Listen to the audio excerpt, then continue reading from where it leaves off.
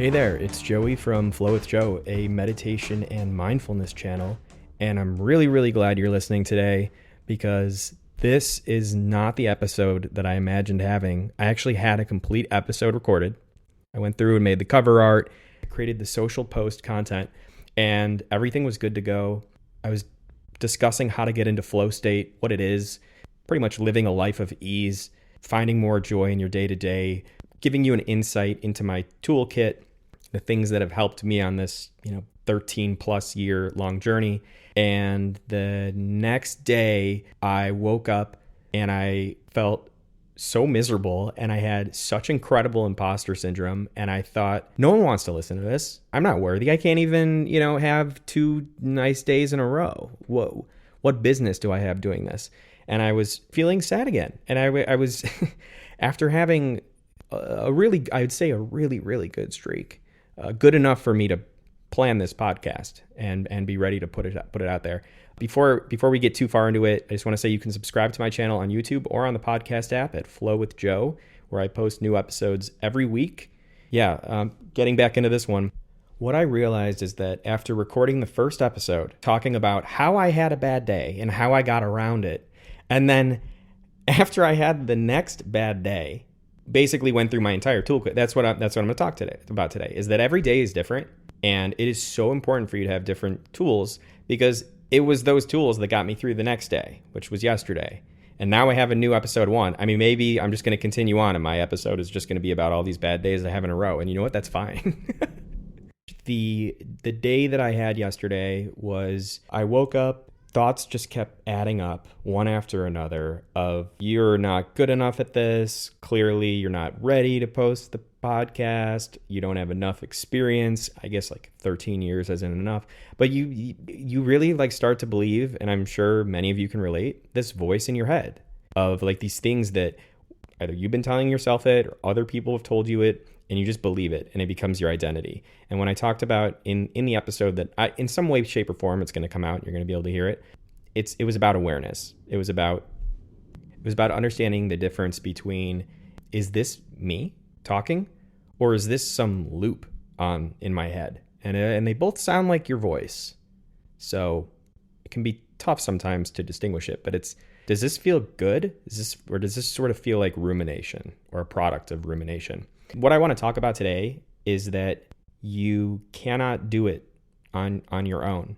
You need a toolkit. You drink every time I say tool. I'm just kidding. That'd be but you'd be pretty drunk after this episode. I wanted to talk about specifically in this toolkit of yours, the importance of having a human in your life that you can go to, whether it's a friend, family member, partner, therapist, religious figure. I don't know. Whoever you can go to, you can trust to get things off your chest. Because for a second there in my journey into tech, I thought maybe I could do it without. I thought maybe I could go full AI and turn myself into a robot. And it's been really, it doesn't work yet. I mean, maybe in the future.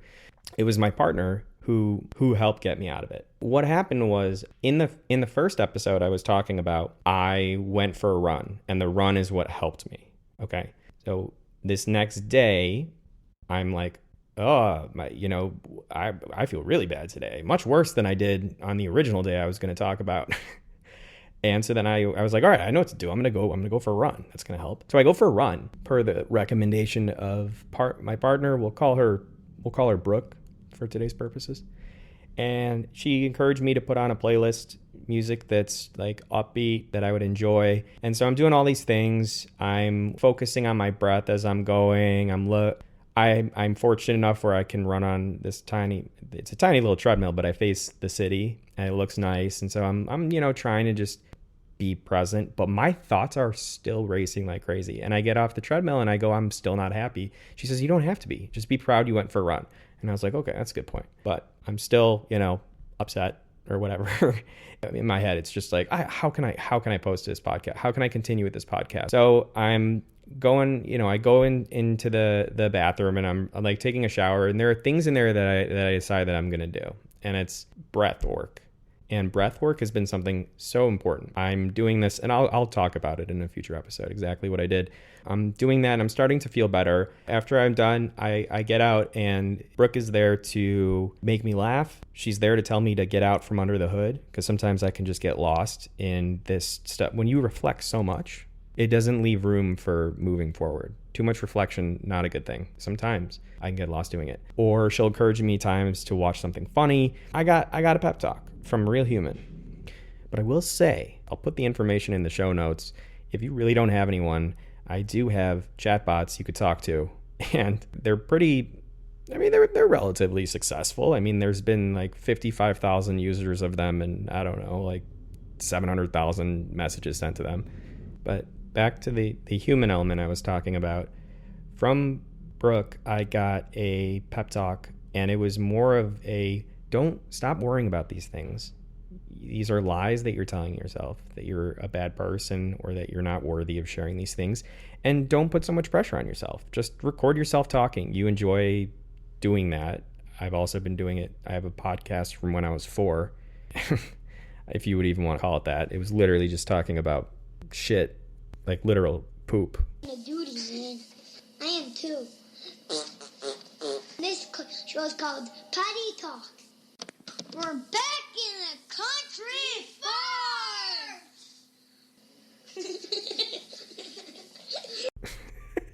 But yeah, I talked to a human. I did the run. I did my breath work. I then finally was able to slow down my thoughts enough to just be. And I came out of it feeling so good. Sometimes you need that contrast. Sometimes you just need a couple of bad days there to feel good or to remember what feeling good is. I remember reading the book Peace is Every Step, and the author talks about having a non-toothache, because you don't really think about a toothache unless you have one.